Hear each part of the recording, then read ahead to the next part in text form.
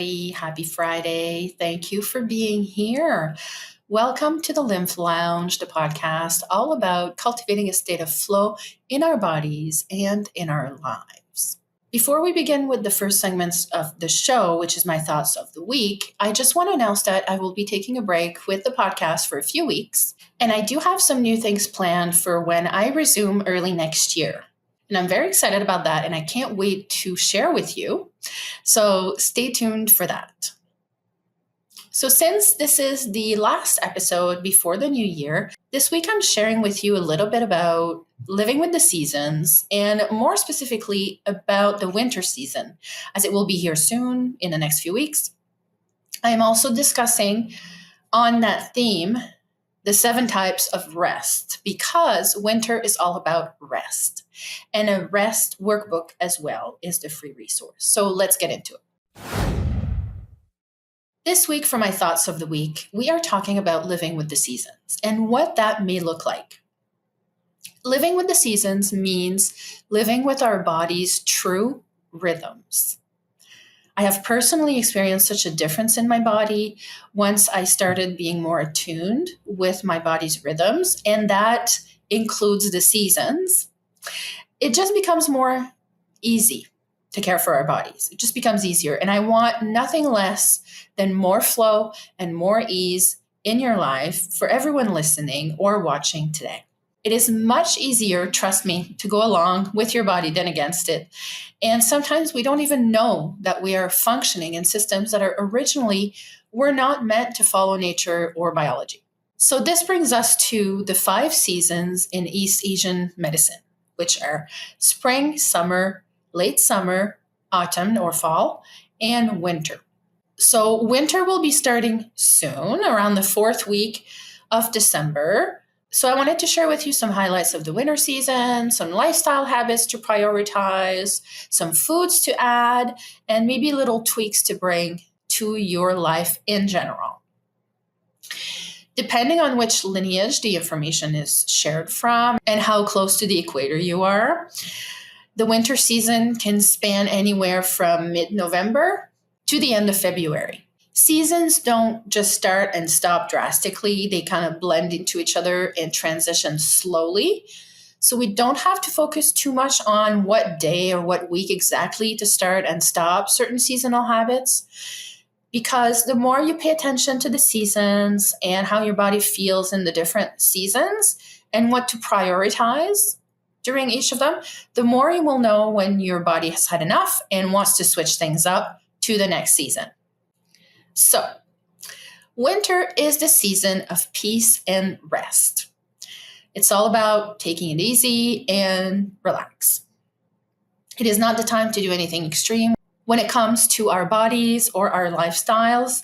If we look at what nature is doing, well, the trees have let go of their leaves and have gone into hibernation, and many animals hibernate in the winter as well. And we're also supposed to be laying low if we're following nature. Ironically, wintertime in our modern world is a time of many extremes. Like we're talking about Thanksgiving and then Christmas and then New Year's and Valentine's Day. And it can very easily bring chaos into our bodies without us even realizing it. So does it mean that we have to completely unsubscribe from all of it, all those events? Not necessarily. Since our seasonal and holiday traditions do go against nature, try incorporating very calming and relaxing rituals before and after the events. So it's just a matter of being aware when we have things that go against our bodies, and then what can we do about it without having to go completely against traditions or things that we enjoy, right? Because let's be real, a lot of people do enjoy the holidays, but it can be hard on our bodies because it is in the wintertime. So try not to overcommit or get involved in situations that you know you have the potential to drain you. And a big part of health and keeping your body balanced and in flow is about boundaries. I'm really big on that. So in East Asian medicine, each season corresponds to when some bodily organs are more energetic. So it's important to be more aware of how we support them throughout the seasons. The winter is the season of the kidneys and bladder. What is the best way to support your kidneys? To do absolutely nothing and just lay around. Now, there is an art to doing nothing, especially with all the distractions available. So in today's world, our attention is currency. It makes people money. So doing nothing is something many of us do not do enough. But don't worry, I have tons of ideas in the next segment actually about the 7 types of rest. So doing nothing is one of the best ways to support your kidneys energetically and to support your body throughout the winter. Something else that you might enjoy doing is submerging your body into water, preferably with salts and minerals, and getting extra sleep. So those are also excellent ways to help support the kidneys and the bladder and your body in general during winter. You can also add salt to your clay masks and let the salt melt into the skin. You can even use hot towels. This really helps to support the skin during the winter months. Now, when it comes to foods, it's important to keep warm and prevent dryness in the winter, right? So in East Asian medicine, again, food is considered medicine and is used as medicine to harmonize the body and the mind. So all foods have their own energy imprint and characteristics that either help to balance our bodies or create imbalances, which ultimately result in sickness. So during winter, warming and hydrating foods and ingredients are a must. So foods that promote the production of fluids in the body and that are lubricating and help maintain mineral balance. Remember, kidneys, right? Some examples. We have grains, such as barley and millet, fruits, such as apples and pears, nuts, such as almonds, pine nuts, and sesame seeds. We have eggs, honey, and tofu. Those are some examples. And make sure to also include lots of pungent foods in your diet, especially in the winter. So, for example, onion, ginger, garlic, capers, cardamom, fennel, leeks, cabbage, watercress, just to name a few. Additionally, sour foods are also beneficial in the winter. And sour foods, think of citrus, so lemon, grapefruit, and then fruits such as pineapple. Another type of food actually that is good all year long, but especially in the winter to help prevent dryness is essential fatty acids. We have avocado, all types of nuts, fish oil, ghee, and also grass-fed butter. And all of those as well can help warm the body during colder months. So those are my top pieces of advice and some of my thoughts about the winter season. So I hope it helps you support your body better this winter. Now, I want to take the time to make a small announcement before we dive in. The free resource segment will be retired from the podcast, and it's about the free resource. So the free resource segment will be retired from the podcast and will remain exclusively for the newsletter. Now, that segment will be replaced by an environmental health segment. This is a topic I get so many questions on, and there is actually a lot to share. I made one free resource about this year, and this made me realize that it's impossible to limit it to just 1 or 2 free resources. And it is impossible to limit it to just 1 or 2 free resources because there is so much. And there's always new things coming up as well, new research, plus the impact that low tox living can have on our toxic burden and the support it can bring to our lymphatic system is so important. And I think it deserves its own revolving segment on the show. So every episode, we are going to dive into various topics related to low tox living, or what I like to call environmental health, as the last segment of the show. So that will be when we resume the podcast early next year. I have many topics already planned. So far, I have toxin versus toxicant, why it's important to know the difference, which plastics actually have BPA in them, and it's not what you think. Is vintage furniture safer than new?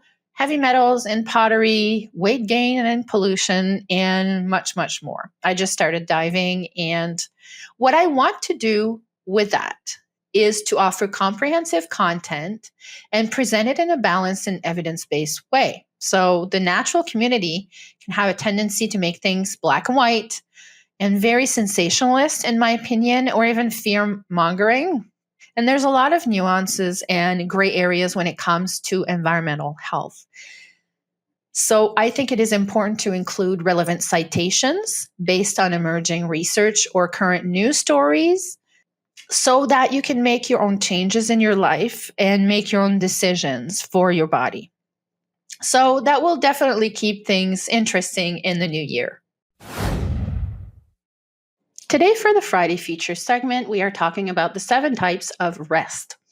I am also combining the free resource at the same time and giving you some suggestions for each type. But you can find even more and also additional exercises in the free 7 types of rest workbook shared in this week's newsletter. You can join the LymphFam VIP list at lymphinitiatives.com/newsletter to get access to the workbook and also a vault of more than 30 free resources to help cultivate more flow in your body and your life, because that's what we're all about here. We all know that rest is an essential aspect of our lives, of course, but it's not limited to simply getting a good night's sleep or taking a vacation or simply laying around. Those are all good examples of rest, but rest goes far beyond that. And it's all about rejuvenating our body, our mind, and our soul. So when it comes to rest, there are some nuances, and we're going to cover some of them today here as well. So not only today we will explore the 7 different types of rest, and we will be shedding light on their significance and how they contribute to overall well-being. The first type of rest is physical rest. It's the more known one, I find. Our mind tends to go to physical rest when we're talking or thinking about rest. So it involves giving our bodies the opportunity to recover from physical exertion or find physical relaxation. So it can include activities such as quality sleep, power naps, engaging in relaxation techniques such as deep breathing, or even progressive muscle relaxation.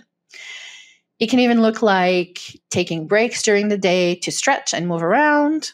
By allowing our bodies to rest, we promote muscle recovery, boost our immune system, and improve our cognitive function. And it can even look like indulging in a full body massage, for example. Anything that has to do with the physical body. So that's for physical rest. Next, for the second type of rest, we have mental rest. In our fast-paced world, our minds are often overwhelmed with information, with tasks, and constant stimulation from our outside environment. So it's very hard to avoid. And mental rest, that's when it becomes very important. So it involves quieting the mind, decluttering our thoughts, and finding respite from the mental chatter.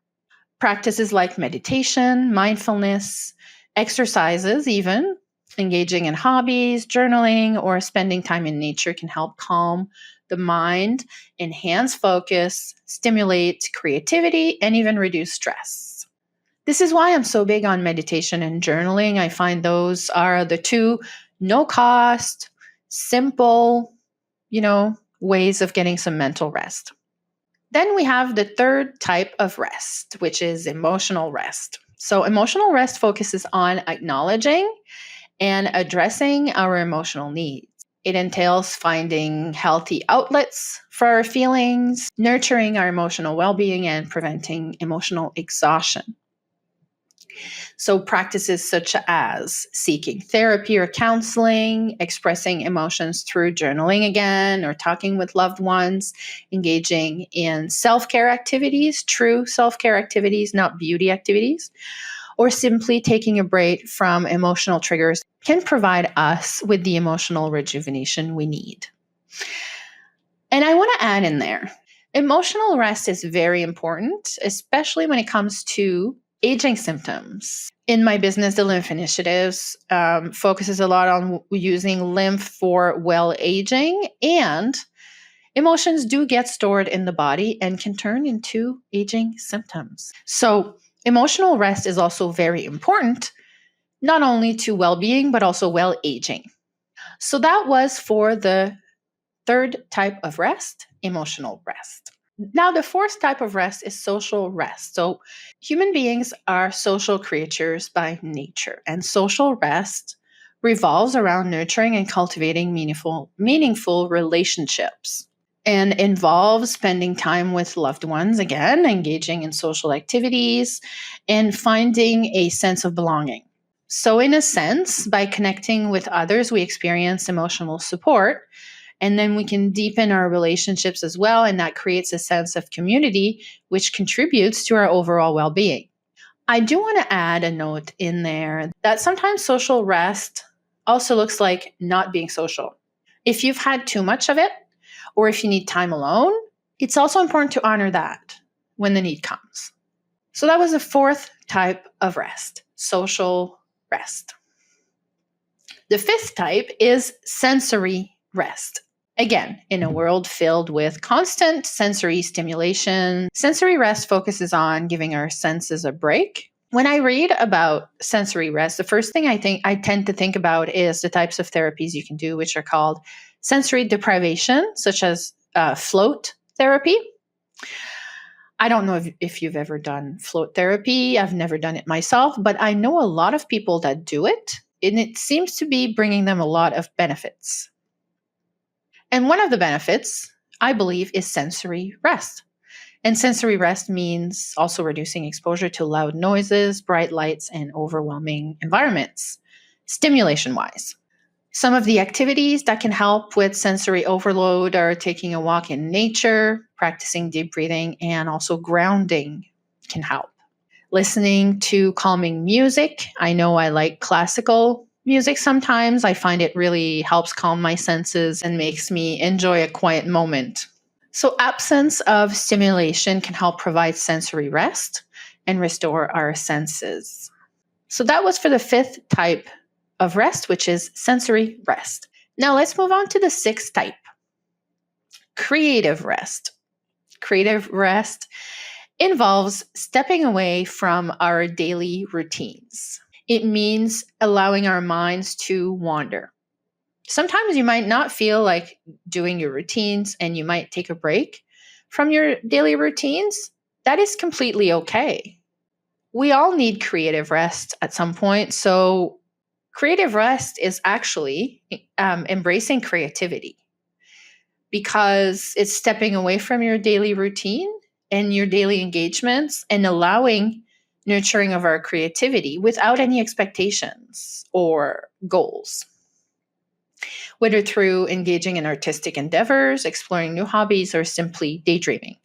So, by giving ourselves the freedom to explore, we tap into our creative potential and find inspiration. So, although it is called creative rest, it does allow us to be more creative without pressure. And I find it's probably the type of rest that I struggle with the most out of the seven, to be honest. If you're like me and you tend to be more of a logical being, we kind of have to make an effort to take creative risks once in a while. You can't be just logical all the time, right? So that was the sixth type of rest, creative rest. And last but not least, the seventh type of rest is spiritual rest. So spiritual rest focuses on nurturing our spiritual well-being and finding meaning and purpose in life. So it's like just like higher vibration, right? Spiritual doesn't mean you have to be religious. It's more about finding meaning and purpose in your own life. And for some people, religion will fill that void, but for some people, it might look like something else. So it can involve engaging in different religious or spiritual practices, even just spending time in reflection or meditation, connecting with nature, or even exploring philosophical or existential questions. Spiritual rest allows us to cultivate a deeper understanding of ourselves, to find inner peace, and restore our spiritual energy. So, as you can see, rest is not a one-size-fits-all concept. By embracing and understanding the different types of rest, it's a little bit easier to see where we need to spend a little bit more time a little bit more focus, or a little bit more of our attention and energy, so our rest activities are more balanced. Incorporating these various types of rest into our lives can help us achieve balance, reduce stress, embrace our overall well being, and ultimately lead to a more fulfilled and restful life. So, I'm curious, which type of rest do you feel you should focus on in the next couple of weeks during the winter season? I would love to know. Again, thank you so much for being here, for being part of this show. I appreciate you so, so much. And on this note, let's prioritize rest this winter season and embrace its full transformative power. Have a great holiday season, everyone, and I will see you next year.